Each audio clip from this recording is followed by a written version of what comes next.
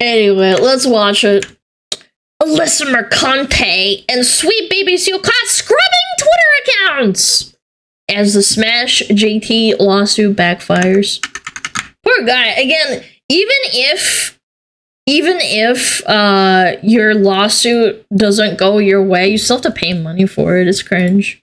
Hey, what's up, guys? Riff here. Waste So today we have some time, very too. bizarre updates regarding the Smash JT lawsuit. It appears that Alyssa Mercante, as well as some of her friends in the industry, are making moves to not only silence some of their critics, but also to start hiding their own posts on social media for an agenda that is not quite clear at this moment. So you guys know the ongoing lawsuit with Smash JT and Alyssa Mercante, the former Kotaku editor. They beefed for many months. Alyssa threatened to file a lawsuit, which eventually she would officially file it about a week ago, posting the relevant document onto Twitter, which And then doxed him. contained the claims she is seeking against Smash JT, each one being more ridiculous than the last. I mean, just look at some of these. A cause of action for tortious interference with a contract, where Alyssa claims that Smash JT's coverage of Destiny's coverage of Alyssa Mercante's tweets thirsting after Hassan Piker ended up getting complaints filed to Kotaku claiming Alyssa was anti-Semitic,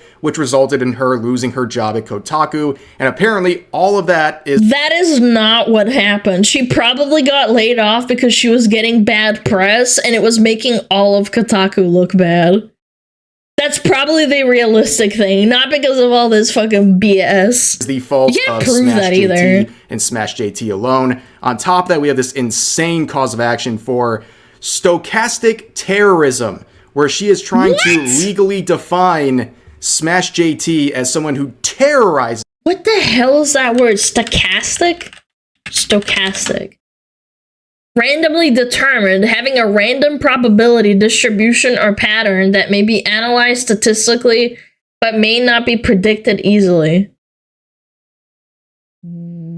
I think I learned this in like college in my first year of statistics. Basically, probable event. What, like probable terrorism? Like that?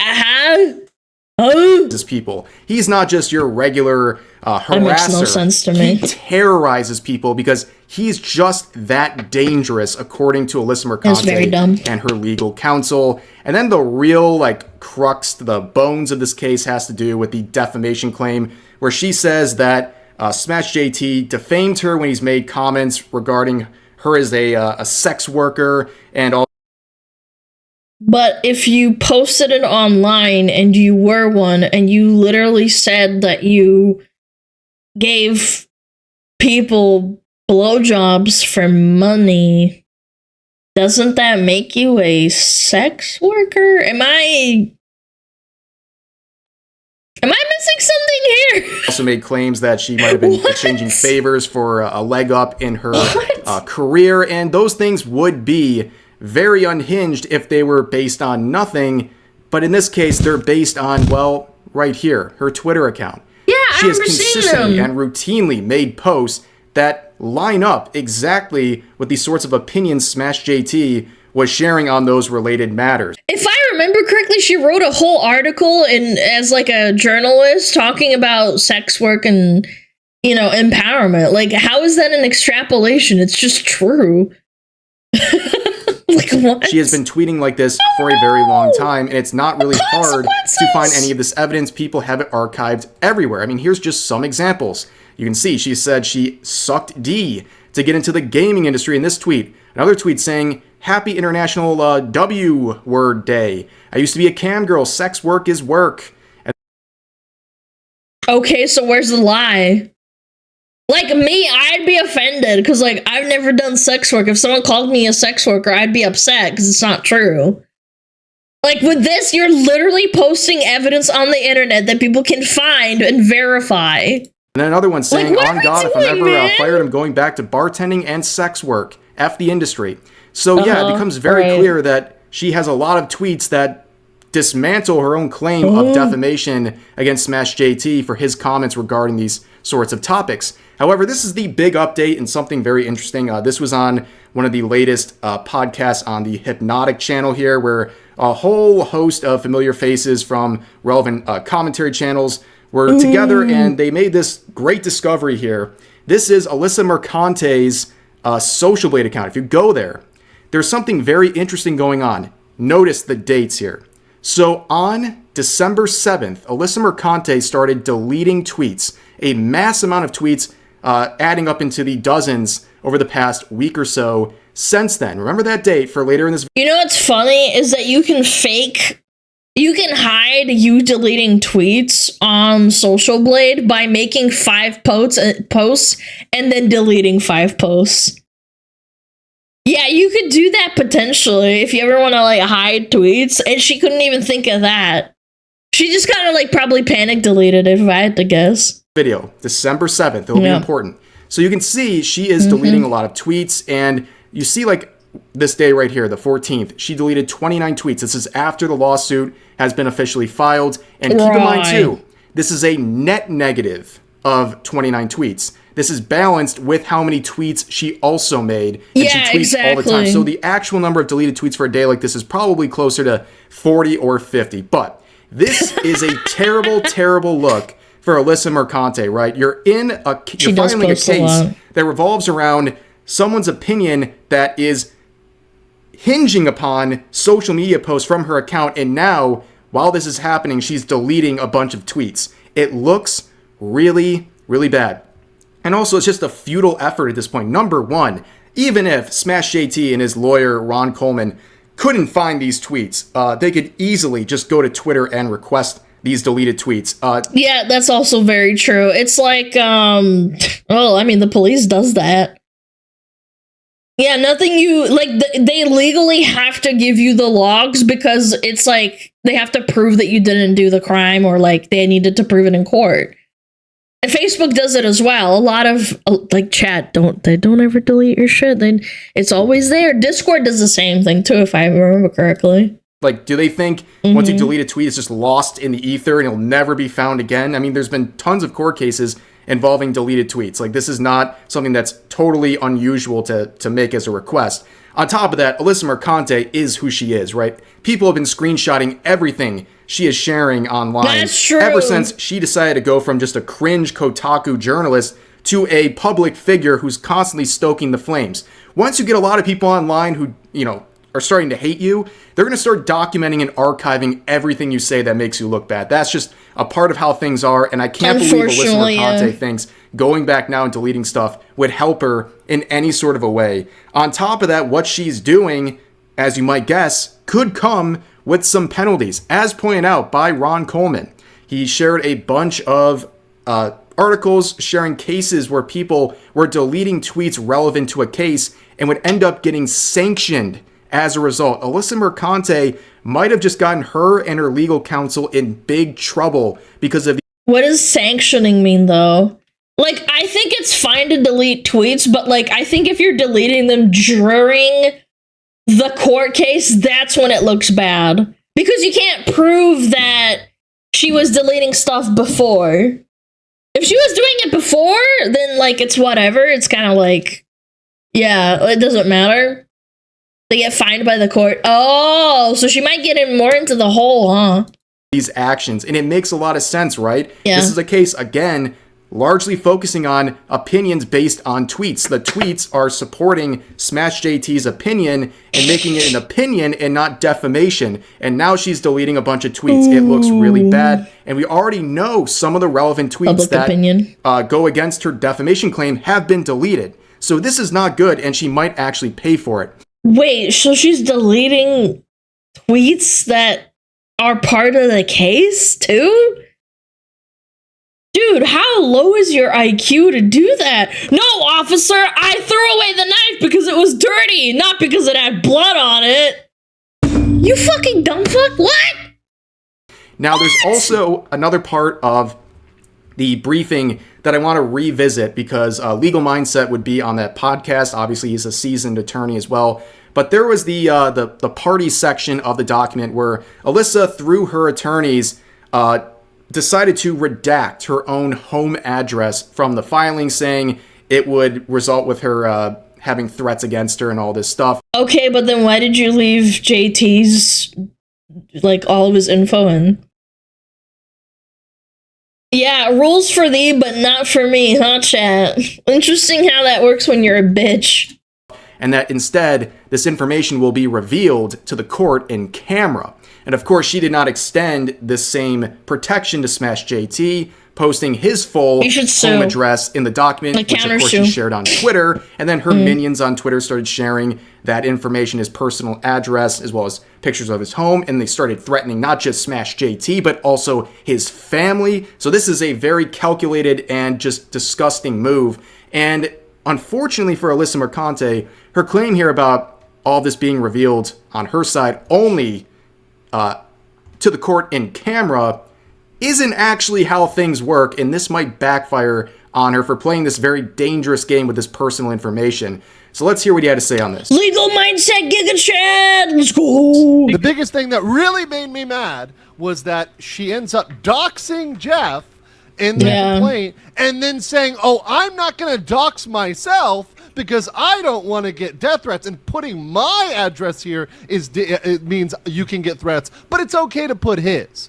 That's if anything, the most hypocritical, and I look forward to the amended filings when you guys and Ron file her address in there to correct the record, because it should be provided as a matter of public record in order to allow for proper venue. We don't know the proper venue unless we have her address as a matter of public record. It needs. He's a lawyer, by the way. Again, just to put it very simply, she is playing a very dangerous game with this information. She quite literally weaponized this procedural part of the document, of the filing, and now has made it this whole game, this dangerous game, and now it's going to come around to bite her in the ass. I mean, she could have at least extended the courtesy of redacting his name, and even if it eventually became part of the public record, at least she tried to have some decency in this case. But no, she had to go that extra level, and it just shows the really malicious intent that she has here. It was obviously done to put not only Smash JT, but also his family in danger as a result of that. So there's a lot of things she should be worried about right now based on this frivolous lawsuit and some of the...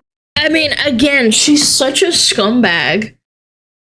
The one thing that really got to me is when she tried to say something like, oh yeah, come and fight me. And then everyone who said they would fight her, even another woman, another female, which would make the fight more fair because men would hurt her physically, she wouldn't follow up on it. Like, she's such a little bitch. That's when I realized that she's actually way, way, way deeper into this, like, whole mental breakdown that she's having, and just, like, fucking throwing her hands up and, like, saying, I'm gonna sue you.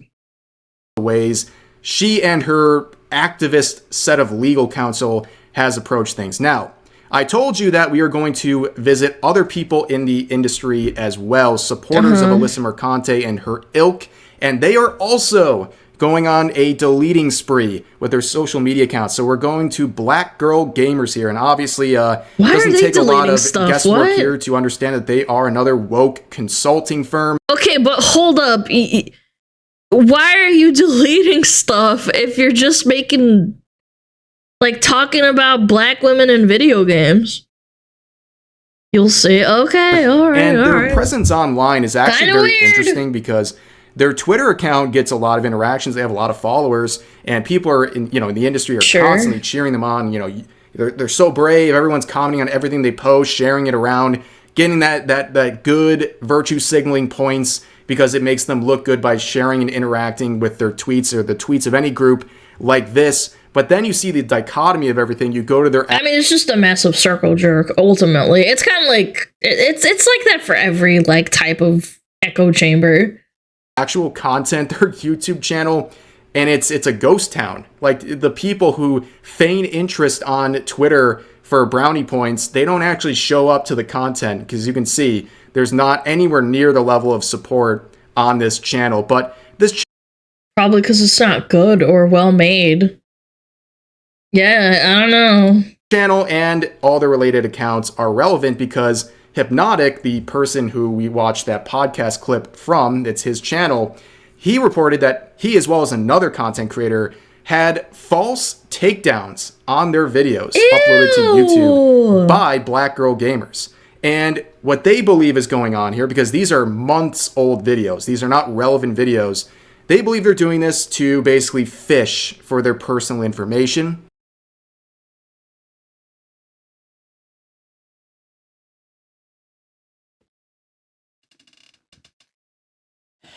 You're such a bottom-feeding troglodyte for fishing for people's addresses and real names, man.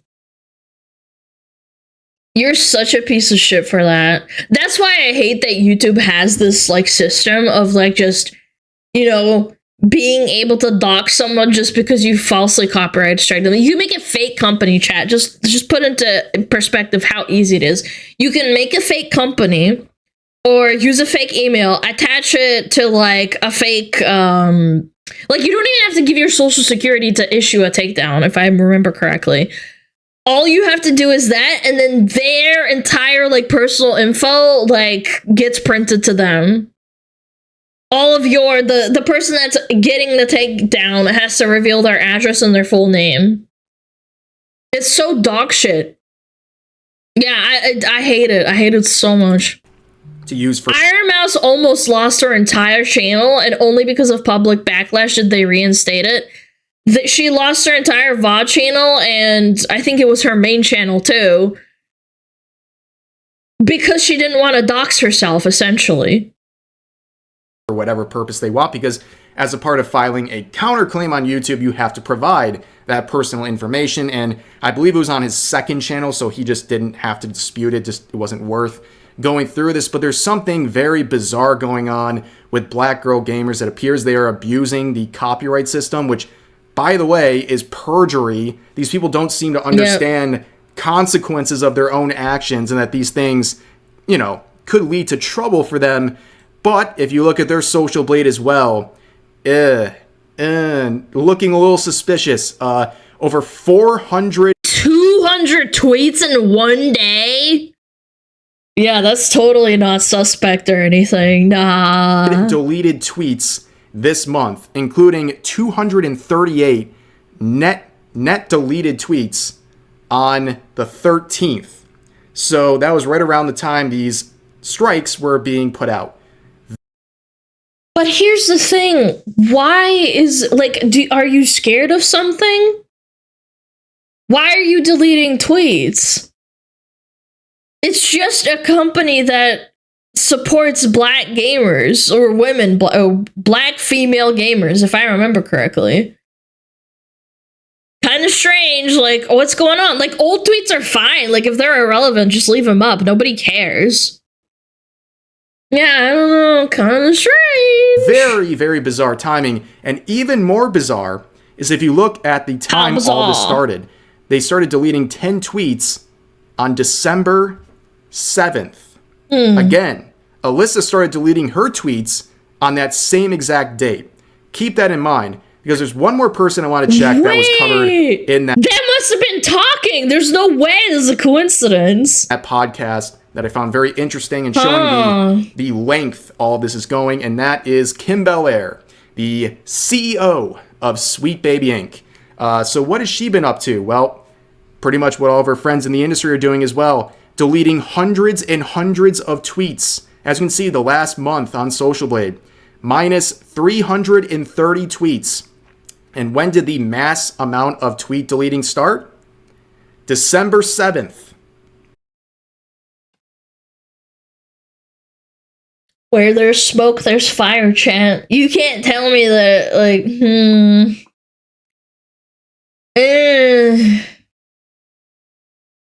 yeah, kinda strange. Do you notice anything? All of these people in the industry across different studios, different networks, but sharing some same ideologies, are all suddenly deleting a bunch of tweets on the same exact day. Wow, what a coincidence. And also this all happening while there is some very bizarre activity like the copyright takedowns, as well as the lawsuit being officially filed. It really begs the question of why they're doing this. What is their agenda? Are they preparing for something? Or also the more likely result, trying to hide things? I mean, this... It could be... This is a complete assumption. It could be possible that there's evidence of them in the lawsuit that they could potentially use. In the lawsuit that's unrelated. Looks incredibly suspicious. And again, it looks like a coordinated effort by these people who are the same friends of the industry. You know, they're all like-minded with their goals and everything like that. And they're all doing this at the same time. It's very, very odd.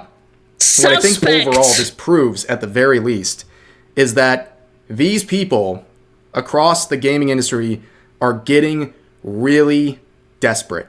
These are the actions of someone who is in a corner, okay? In my honest opinion, I think that the cultural war that people are saying that is happening right now, I don't think it's even that.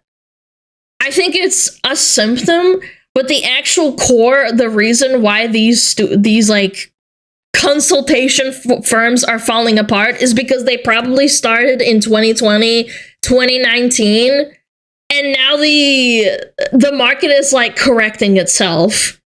They're losing their jobs. They can't afford to pay them because there's not enough money to go around. Yeah, sure, like them being fucking stupid and dumb, like that obviously doesn't help at all. But there are people right now who are just losing jobs because it doesn't have a place in the video game industry.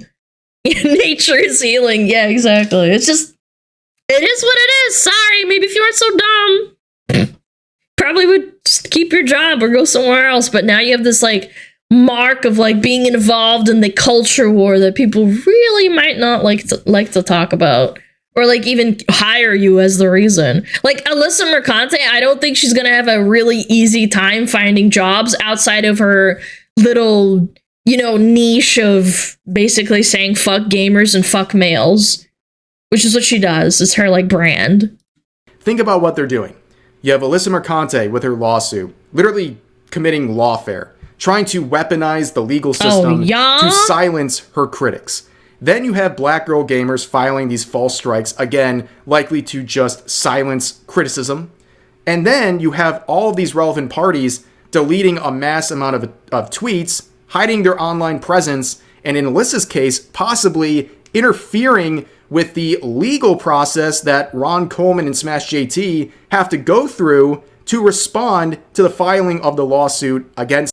The other thing that really, like, I hate that people do with copyright strikes, like, one thing to copyright strike because you're greedy for money or you want to, you know, get back at someone. I think getting back at someone is way worse than just being like, oh, I just want like $200 and then, you know, take the video down. Because you're doing it under malicious and malicious intent. You doing it for money, like, it's at least semi-understandable that you would want to have a video taken down or have, like, you know, payments or something. This is cowardice incarnate. Them. This whole thing just reeks. At the very least, it just reeks. Something's not right here. And it's emotional. Think the alarm bells very going emotional. off here, they make a lot of sense. I think it's very fair to look at this and think, wow, there is a coordinated effort going on here. Whether it's just to hide or to prepare for something, who knows? But when it comes to preparing for anything, we've seen what they do when they prepare for things, like the lawsuit, by the way. An absolute disaster, okay? This was not going the way, it's not currently going the way that they probably anticipated, okay? Whatever plans they come up with to counter the chud, bigoted gamers out here, it always seems to backfire. This lawsuit, I guarantee they did not expect Smash JT to get the support that he did with, it's got to be like over $50,000 they've raised for the price of Ron Coleman's services. What I really hate is that also the people that will say that everyone who supports JT, even if they don't think even if they think that, oh, well, JT's not my cup of tea, but I'm going to give him $1 to, like, help him fight this lawsuit. Those people are still chuds in the eyes of people like Alyssa Mercante and their fans. It's actually so unbelievable because they've memory hold and basically kind of like inadvertently gaslit themselves into thinking that anyone who disagrees with them is the opposite political spectrum. Not that maybe JT doesn't deserve to get sued and it's stupid. Yeah, it's disgusting, and they're doxing him. Like, what if you're just an anti-dox person? What even is a chud? I learned this like a month or two ago when people started spam calling me like chud and right wing. It's a term used by, I guess, stupid people to try and label people as like right wing, or that you have right wing views. It's like an umbrella term. They probably didn't expect that at all, which again, they have no pulse on the industry. They have no pulse on these YouTubers. If you had an actual pulse on what's going on here, I would have predicted at the very least he would get his $25,000 to cover the costs of his attorney, because people would rally behind him. But I don't think Alyssa Mercante and them are aware enough of what's going on to have forecasted that happening, and now it's backfiring very, very hard. And I don't know. I guess they're just getting really desperate with the way things are. And for now, that's the update. A lot of things going on here, a lot of moving parts, but we'll see where they all land shortly enough, I am sure. But for now, that's going to do it for this video. As always, feel free to share your thoughts about today's topics in the comment section down below. Hope you guys enjoyed the video, and I'll see you next time. Yeah, I hope he doesn't win, because I don't think anybody deserves to get doxxed. I know, contrary to popular belief, I don't think Alyssa Mercante deserves to get doxxed either. Because there are people who are crazy and they might do something horrible to her. I don't think she deserves to have something horrible happen to her, like physically. I don't think she deserves to die or have someone fucking shoot her. It's bad. It sets such a bad precedent when people are like, oh yeah, she deserves to die. Like, maybe she deserves to lose her job. Like, maybe she deserves to, like, you know, not have this lawsuit be a thing. Like, whatever. But like, wishing harm upon them or doxing them in that way is like, ugh. It's so disgusting. Like, go to jail or something. Have, like, the court system figure it out. She did dox first. Oh, I understand, but you shouldn't dox her back.